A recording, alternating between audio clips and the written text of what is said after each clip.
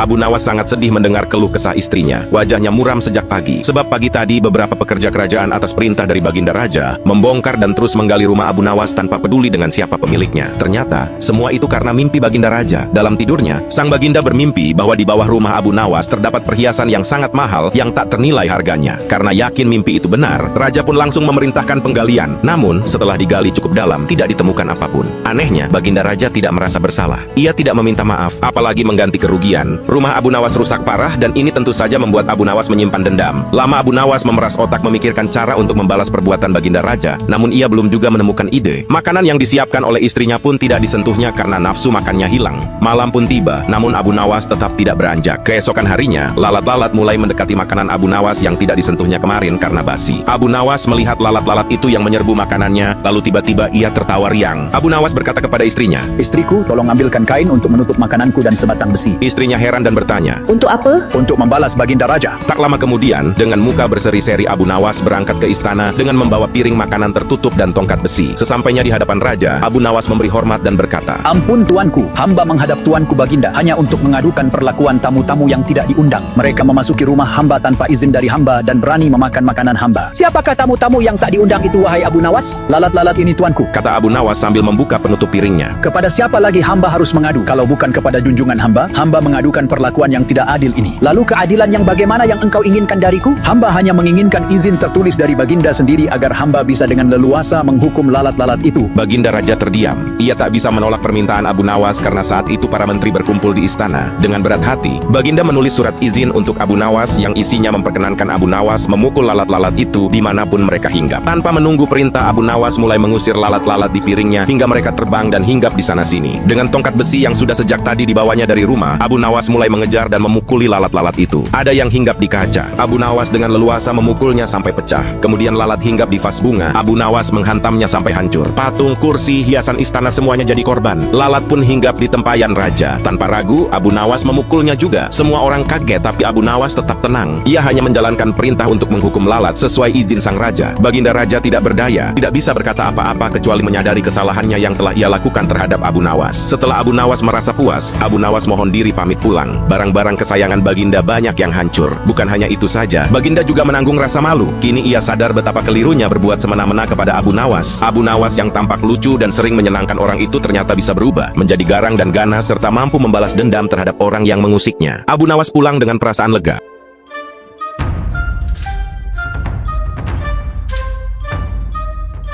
Sejak Abu Nawas menghancurkan barang-barang di istana, dan perbuatannya itu diizinkan oleh Baginda Raja sendiri, Baginda mulai memendam dendam. Ia ingin menangkap Abu Nawas dan menjebloskannya ke dalam penjara. Sudah menjadi hukum, bagi siapapun yang tidak bisa menjalankan titah, Baginda pasti akan dihukum. Baginda pun mencari cara licik. Baginda tahu satu kelemahan Abu Nawas, ia takut dengan beruang. Suatu hari Baginda memerintahkan prajuritnya menjemput Abu Nawas. Ia diminta agar ikut bergabung dengan rombongan Baginda Raja untuk berburu beruang ke hutan. Abu Nawas merasa takut dan gemetar, tetapi ia tidak berani menolak perintah Baginda. Baginda Raja dan pengawalnya sudah memprediksi bahwa hari-hari berburu akan dilalui dengan guyuran hujan deras. Dan benar saja di perjalanan menuju hutan, cuaca tiba-tiba berubah. Awalnya cerah menjadi mendung. Baginda memanggil Abu Nawas dan Abu Nawas pun dengan penuh hormat mendekati Baginda. Tahukah engkau mengapa aku memanggilmu? Tanya Baginda. "Ampun tuanku, hamba belum tahu." Jawab Abu Nawas. Kau pasti tahu bahwa sebentar lagi akan turun hujan. Hutan masih jauh dari sini. Kau aku beri kuda yang lambat, sedangkan aku dan pengawal-pengawalku akan menunggang kuda yang cepat. Nanti pada waktu makan siang kita berkumpul di tempat peristirahatanku. Bila hujan turun, kita harus menghindarinya dengan cara kita masing-masing agar pakaian kita tetap kering. Sekarang kita berpencar. Setelah Baginda menjelaskan, Baginda dan rombongan mulai bergerak. Abu Nawas tahu bahwa Baginda sedang menjebaknya. Ia harus berpikir cepat mencari akal. Ketika Abu Nawas sedang berpikir, tiba-tiba hujan pun turun. Ketika hujan turun, Baginda dan rombongannya segera memacu kuda untuk mencari tempat berlindung terdekat. Tetapi karena derasnya hujan, Baginda dan pengawalnya basah kuyup. Saat makan siang, Baginda dan pengawalnya sampai di tempat peristirahatan. Belum sempat baju mereka kering, tiba-tiba Abu Nawas datang menunggang kuda yang lambat. Baginda dan para pengawalnya melihat Abu Nawas keheranan karena baju Abu Nawas tidak basah. Padahal kuda Abu Nawas sangat lambat dan tidak mungkin pergi berteduh dengan cepat. Hari pun berlalu dan pada hari kedua, Baginda membalik strategi. Kali ini Abu Nawas diberi kuda cepat, sementara Baginda dan para pengawal justru naik kuda yang lambat. Setelah Abu Nawas dan rombongan kerajaan berpencar, hujan pun turun seperti kemarin. Malah hujan hari ini lebih deras. Baginda dan pengawalnya basah kuyup lagi karena kudanya tidak bisa berlari kencang. Saat tiba di tempat istirahat, Abu Nawas sudah ada lebih dulu di sana dan lagi-lagi bajunya tetap kering. Abu Nawas Nawas menunggu Baginda Raja. Selang beberapa waktu Baginda dan pengawalnya tiba dengan pakaian yang basah kuyup. Melihat Abu Nawas dengan pakaiannya tetap kering, Baginda tak tahan lagi. Ia benar-benar penasaran. Terus terang bagaimana caranya menghindari hujan, wahai Abu Nawas? Tanya Baginda. Mudah tuanku yang mulia, Kata Abu Nawas sambil tersenyum. sedangkan aku dengan kuda yang cepat saja tidak sanggup mencapai tempat berteduh terdekat, apalagi dengan kuda yang lambat ini. Ampun Baginda, hamba sebenarnya tidak melarikan diri dari hujan. Tetapi begitu hujan turun, hamba secepat mungkin melepas pakaian hamba dan segera melipatnya lalu mendudukinya. Ini hamba lakukan sampai hujan berhenti. Mendengar penjelasan Abu Nawas itu, Baginda Raja diam-diam mengakui kecerdikan Abu Nawas.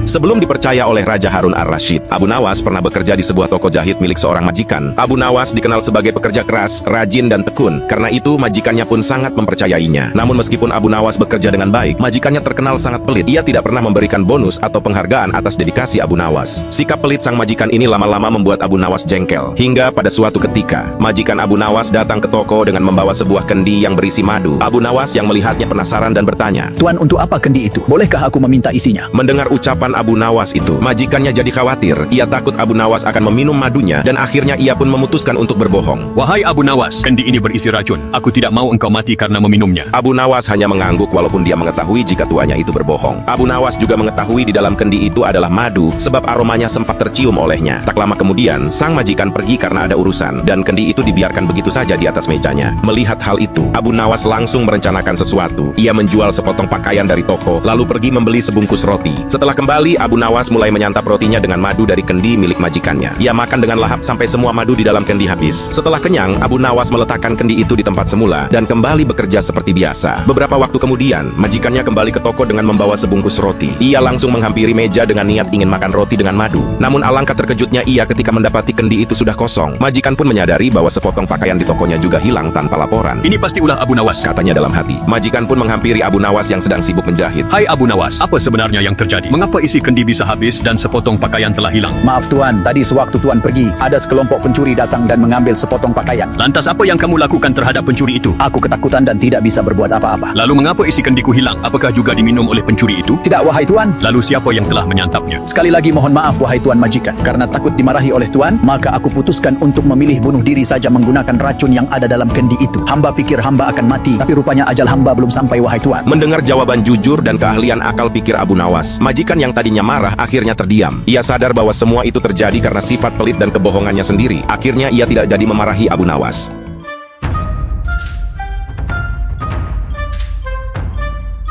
Suatu hari Harun al-Rashid memanggil Abu Nawas ke istananya untuk diberi tugas. Setelah tiba di istana, sang raja pun menyambut Abu Nawas dengan senyuman. Akhir-akhir ini aku sering merasakan perutku sakit. Kata tabib istana, aku terkena serangan angin. Kata Harun al-Rashid. Abu Nawas sedikit keheranan lalu bertanya, Ampun Baginda, apa yang bisa hamba lakukan untuk membantu yang mulia? Tangkap dan penjarakan angin itu untukku. Abu Nawas terdiam. Aku beri kau waktu 3 hari untuk menyelesaikan tugas ini. Tambah Harun al-Rashid. Abu Nawas kemudian pulang dengan membawa tugas dari Harun al-Rashid. Ia masih terdiam, mulutnya terkunci rapat tak mengeluarkan sepatah kata pun. Dalam kebingungan yang tidak habis-habis, ia belum bisa memikirkan bagaimana cara menangkap dan membuktikan bahwa itu memang benar-benar angin. Bagaimana caranya menangkap angin? Angin tidak bisa dilihat, air saja masih bisa disentuh. Tapi angin? Menurutnya, hanya anginlah satu-satunya benda aneh yang tidak berwarna dan tidak bisa dilihat seperti halnya air yang masih bisa disentuh. 2 hari berlalu, Abu Nawas belum menemukan cara untuk menangkap angin apalagi memenjarakannya. Abu Nawas hampir putus asa dan tidak bisa tidur. Ia mondar-mandir, ia memikirkan cara. Tiba-tiba ia tersadar dan berkata kepada dirinya sendiri, Bukankah jin itu juga tidak terlihat? Abu Nawas tersenyum. Ia segera menyiapkan sesuatu yang dibutuhkan dan pergi ke istana. Ia menyerahkan sebuah botol kepada Harun al-Rashid. Mana angin itu Abu Nawas? Tanya Harun al-Rashid. Ada di dalam botol ini Baginda. Jawab Abu Nawas. Benarkah? Tapi aku tidak melihat apa-apa. Ampun Baginda, angin memang tidak bisa dilihat. Jika Baginda ingin membuktikan itu angin, tutup botol itu harus dibuka terlebih dahulu. Harun al-Rashid kemudian membuka tutup botol itu. Tiba-tiba ia mencium bau busuk. Dengan marah ia berkata kepada Abu Nawas, Bau busuk apa ini Abu Nawas? Ampun Baginda, tadi hamba buang angin lalu hamba masukkan ke dalam botol itu. Karena takut angin yang hamba masukkan itu keluar, maka hamba memenjarakannya dengan menyumbat botol dan menutupnya. kata Abu Nawas dengan sangat ketakutan. Mendengar jawaban itu, Harun al-Rashid tidak jadi marah karena memang apa yang dikatakan Abu Nawas memang masuk akal. Abu Nawas pun selamat dan Harun al-Rashid memberinya hadiah.